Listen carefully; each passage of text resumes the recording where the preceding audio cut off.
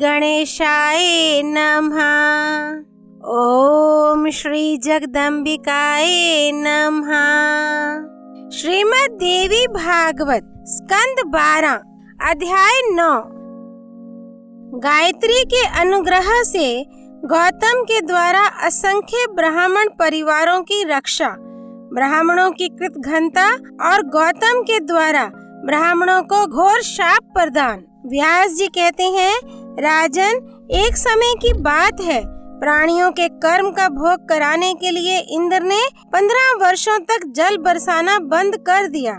इस अनावृष्टि के कारण संहारकारी घोर दुर्भिक्ष पड़ गया। घर घर में इतनी लाशें एकत्र हो गईं कि जिनकी गणना नहीं हो सकती थी। सभी मानव क्षुधा की ज्वाला से संतप्त होकर एक दूसरे को खाने के लिए दौड़े पड़ते थे। ऐसी बुरी स्थिति में बहुत से ब्राह्मणों ने एकत्र होकर ये उत्तम विचार उपस्थित किया कि गौतम जी तपस्या के बड़े धनी हैं। इस अवसर पर वे ही हमारे इस दुख को दूर कर सकते हैं। अतः अब हम सब लोग मिलकर उनके आश्रम पर चलें। वे मुनिवर अपने आश्रम पर गायत्री की उपासना कर रहे हैं। सुना है इस समय भी उनके यहाँ सुभिक्ष ही है।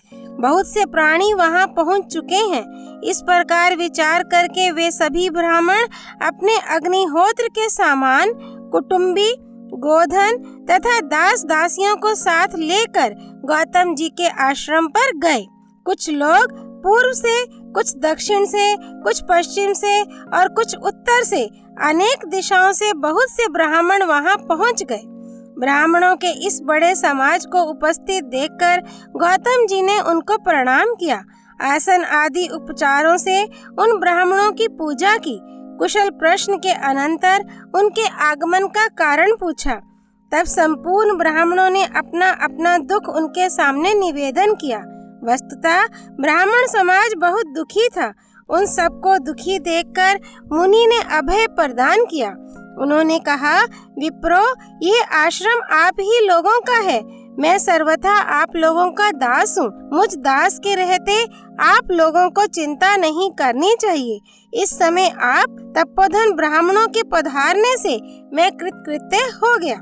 जिनके दर्शन मात्र से दुष्कृत सुकृत के रूप में परिणत हो जाते हैं, वे सभी ब्राह्मण अपने चरणों की धूलि से मेरे ग्रह को पवित्र कर रहे हैं। आपके अनुग्रह से मैं धन्य हो गया। मेरे सिवा किस दूसरे को ऐसा सौभाग्य मिल सकता है। संध्या और जप में प्राण रहने वाले आप सभी द्विजगण सुख पूर्वक मेरे यहाँ रहने की कृपा करें।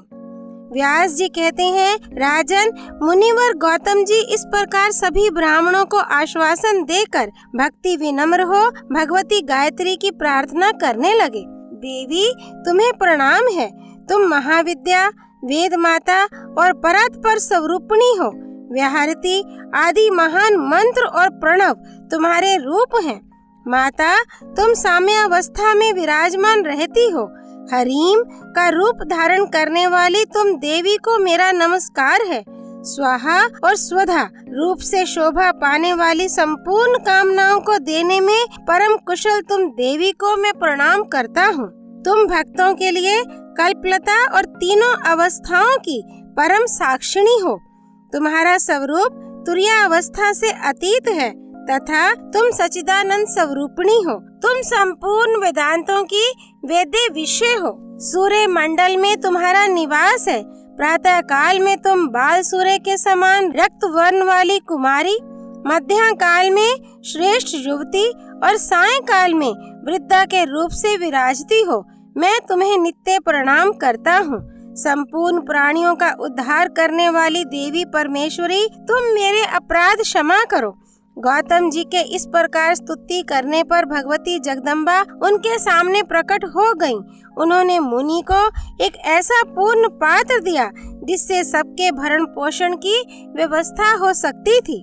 साथ ही उन भगवती जगदम्बा ने मुनि से कहा, मुने, तुम्हें जिस जिस वस्तु की इच्छा होगी, मेरा दिया हुआ ये पात्र उसे पूर्ण कर देगा। यूं कहकर श्रेष्ठ कला धारण करने वाली भगवती गायत्री अंतर्धान हो गईं। राजन, उस समय उस पात्र से प्राप्त अन्नों के इतने ढेर लग गए मानो पर्वत हों।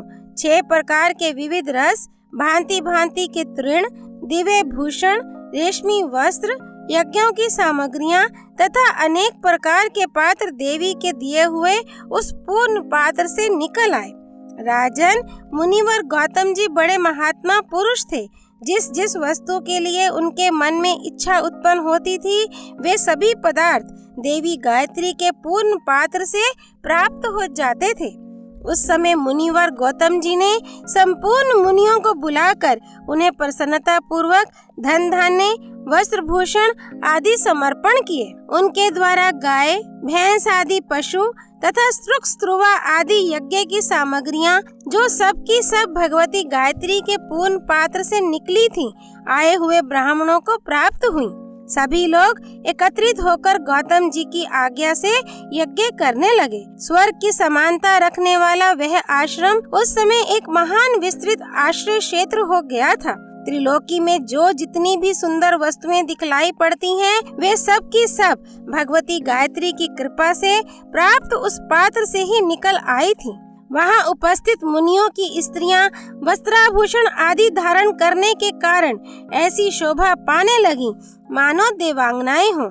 साथ ही वस्त्र, चंदन और भूषणों से अलंकृत ब्राह्मण गण भी इंद्र जैसे प्रतीत हो रहे थे। उस समय गौतम जी के उस आश्रम पर नित्य उत्सव मनाया जाता था।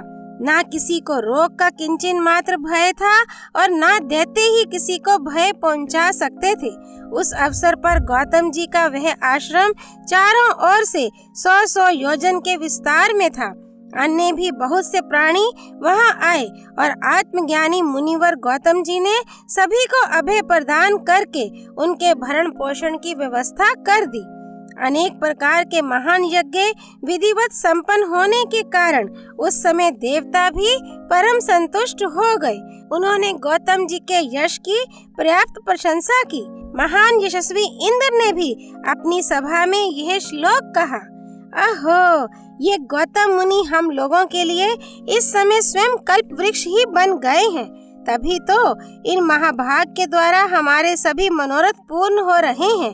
अन्यथा इस दुष्काल में, जबकि जीने की आशा भी अत्यंत दुर्लभ थी, हमारे लिए कौन हवि प्रदान करता। इस प्रकार मुनिवर गौतम जी 12 वर्षों तक श्रेष्ठ मुनियों के भरण पोषण की व्यवस्था करते रहे। वे पुत्र के समान सबकी सार संभाल करते थे, तथापि उनके मन में अभिमान की गंध तक भी नहीं आ सकी थी। उन मुनिवर ने गायत्री की आराधना के लिए एक श्रेष्ठ स्थान का निर्माण करवा दिया था। सभी प्रधान मुनि वहां जाकर भगवती जगदम्बा की उपासना करते थे। परम भक्ति के साथ तीनों समय प्रातः, मध्याह्न, सायं वहां पुरस्चरण आदि कर्म संपन्न होते थे। अब भी उस स्थान पर भगवती का रूप प्रातः काल में बाला, मध्याह्न काल में युवती तथा सायं काल में वृद्धावस्था से संपन्न दृष्टि गोचर होता है। एक समय की बात है, मुनिवर नारद जी वहां पधारे। उनकी विशाल वीणा बज रही थी और वे भगवती के उत्तम गुणों का गान कर रहे थे। वहां आकर वे पुण्यात्मा मुनियों की सभा में बैठ गए। गौतम आदि श्रेष्ठ मुनियों ने नारद जी का विधिवत स्वागत किया। तदनंतर नारद जी गौतम जी के यश संबंधी विविध प्रसंगों का वर्णन करने लगे। उन्होंने कहा, मैं देव सभा में गया था, वहाँ देवराज इंद्र ने आपका यश गाया है। उनका कथन है, मुनि ने सबका भरण पोषण करके विशाल निर्मल यश प्राप्त किया है। मुनिवर, शचीपति इंद्र की बात सुनकर तुम्हें देखने के लिए मैं यहाँ आ गया।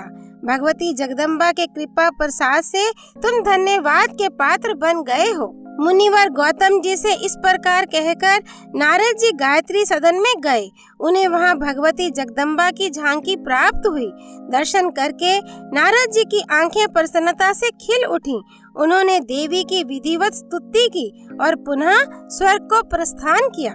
उस समय वहाँ जितने ब्राह्मण थे, मुनि के द्वारा ही उन सबके भरण पोषण की व्यवस्था होती थी, परंतु उनमें से कुछ कृतघ्न ब्राह्मण गौतम जी के इस उत्कर्ष को सुनकर ईर्ष्या से जल उठे। उन्होंने द्वेषवश निश्चय किया कि जिस किसी प्रकार से हमें सर्वथा वही प्रयत्न करना चाहिए जिससे उनकी ख्याति ना बढ़े। उन लोगों ने इस प्रकार का निश्चित विचार कर लिया। तदनंतर कुछ दिनों के बाद धरातल पर वृष्टि भी होने लगी। राजेंद्र अब संपूर्ण देशों में सुभिक्ष की बातें सुनाई पड़ने लगी। उसे सुनकर वे ब्राह्मण एकत्र हुए और उन्होंने गौतम जी को शाप देने का विचार किया। महाराज, काल की महिमा का वर्णन कौन कर सकता है। राजन, उन कृतघ्न ब्राह्मणों ने माया की एक गौ बनाई। उस गौ का शरीर जीर्ण शीर्ण था। वह अब मरना ही चाहती थी। जिस समय मुनिवर गौतम जी हवन काल उपस्थित होने पर यज्ञशाला में हवन कर रहे थे, उसी क्षण वह गौ वहां पहुंची। मुनि ने हूम हूम इन शब्दों से उसे वारण किया। इतने में ही उस गौ के प्राण निकल गए। फिर तो उन ब्राह्मणों ने ये हल्ला मचा दिया कि इस दुष्ट गौतम ने गौ की हत्या कर दी। मुनिवर गौतम जी भी हवन समाप्त करने के पश्चात अत्यंत आश्चर्य करने लगे। वे आंखें मूंद कर समाधि में स्थित हो इसके कारण पर विचार करने लगे। उन्हें तुरंत पता लग गया कि ये सब इन ब्राह्मणों की ही काली करतूत है। तब तो उनके मन में इतना क्रोध हुआ मानो प्रलयकालीन रुद्र हों। उनकी आंखें लाल हो गईं और उन द्वेष करने वाले संपूर्ण ब्राह्मणों को उन्होंने यह शाप दे दिया। अरे अधम ब्राह्मणों, आज से तुम वेद माता गायत्री के ध्यान और उसके मंत्र जप के सर्वथा अनधिकारी हो जाओ। वेदोक्त यज्ञ तथा वेद की वार्ताओं में तुम अधम ब्राह्मणों का सर्वदा अनधिकार हो जाए। शिव की उपासना, शिव मंत्र का जप और शिव संबंधी शास्त्र के अध्ययन के लिए भी तुम अधम ब्राह्मण सदा अनधिकारी हो जाओ। मूल प्रकृति भगवती श्री देवी के ध्यान तथा उनकी कथा के श्रवण में तुम्हारा अधिकार नहीं होगा, जिससे तुम सदा नीच श्रेणी के ब्राह्मण समझे जाओगे। देवी के मंत्र, देवी के स्थान और उनके अनुष्ठान कर्म में तुम्हारा अनधिकार होगा। अतएव तुम सदा अधम समझे जाओगे। देवी का उत्सव देखने और उनके नामों का कीर्तन करने में विमुख होने के कारण तुम सदा अधम बने रहोगे। देवी भक्त के समीप रहने और देवी भक्तों की अर्चना करने के लिए अनधिकारी होकर तुम लोग सदा नीच ब्राह्मण की श्रेणी में रहोगे। भगवान शिव का उत्सव देखने और शिव भक्त का सम्मान करने में तुम्हारा अधिकार नहीं होगा, जिससे तुम सदा अधम ब्राह्मण गिने जाओगे। रुद्राक्ष, बिलपत्र और शुद्ध भस्म धारण करने से वंचित होकर तुम सदा अधम ब्राह्मण होकर जीवन व्यतीत करोगे। श्रोत, समार्थ संबंधी सदाचार तथा ज्ञान मार्ग में तुम्हारी गति नहीं होगी, अतः तुम सदा अधम ब्राह्मण समझे जाओगे। अद्वैत ज्ञान निष्ठा तथा शम दम आदि साधन से तुम सदा उन्मुख होकर अधम ब्राह्मण बन जाओ।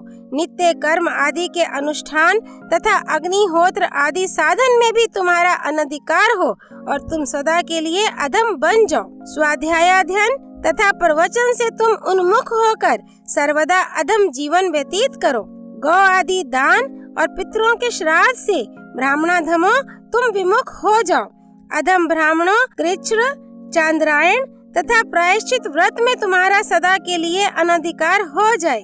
पिता, माता, पुत्र, भ्राता, कन्या और भार्या का विक्रय करने वाले व्यक्ति के समान होकर तुम्हें नीच ब्राह्मण होने का अवसर मिल जाए।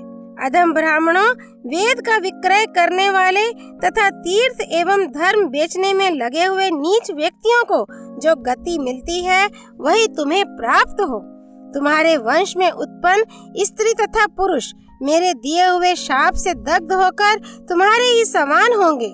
बहुत कहने से क्या प्रयोजन। गायत्री नाम से प्रसिद्ध मूल प्रकृति भगवती जगदम्बा का अवश्य ही तुम पर महान कोप है। अतएव तुम लोगों को अंधकूप आदि नरक कुंडों में वास करना पड़ेगा। व्यास जी कहते हैं, राजन, इस प्रकार वचनों द्वारा दंड देने के पश्चात गौतम जी ने जल से आचमन किया।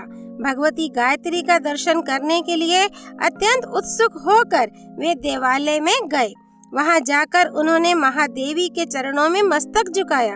परम आदरणीय देवी भी ब्राह्मणों की इस कृतघ्नता को देखकर स्वयं अपने मन में विचार कर रही थी। उस समय भी देवी का मुख कमल आश्चर्य से युक्त दिखाई पड़ रहा था।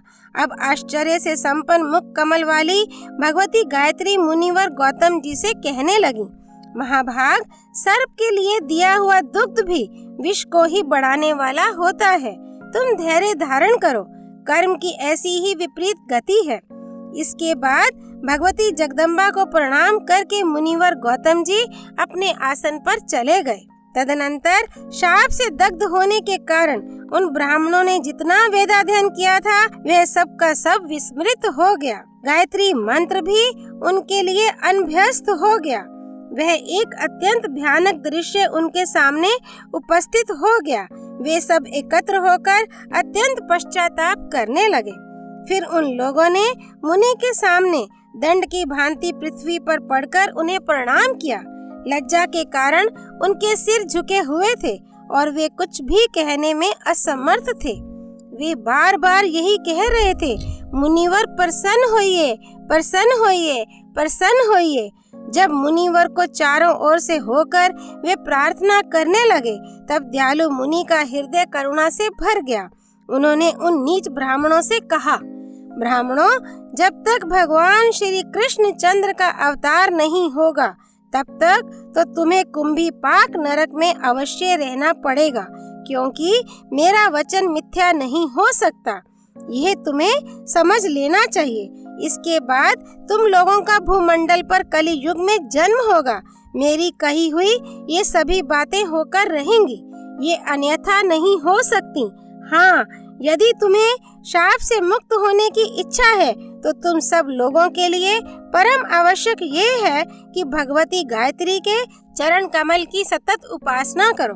व्यास जी कहते हैं, राजन, इस प्रकार कहकर ब्राह्मणों को विदा करने के पश्चात ये सब कुछ प्रारब्ध का प्रभाव है, यूं विचारते हुए मुनि ने अपना चित्त शांत कर लिया। राजन, यही कारण है कि भगवान श्री कृष्ण के परम धाम पधार जाने पर जब कलियुग आ गया तब कुंभीपाक नरक से वे ब्राह्मण निकल आए। भूमंडल पर उनकी उत्पत्ति हुई। पूर्व काल में जितने ब्राह्मण शाप से दग्ध हो चुके थे वे ही त्रिकाल संध्या से हीन तथा गायत्री की भक्ति से विमुख होकर ब्राह्मण की जाति में उत्पन्न हुए हैं। उस शाप के प्रभाव से ही वेद के प्रति उनमें श्रद्धा नहीं रही और वे पाखंड का प्रचार करने लगे।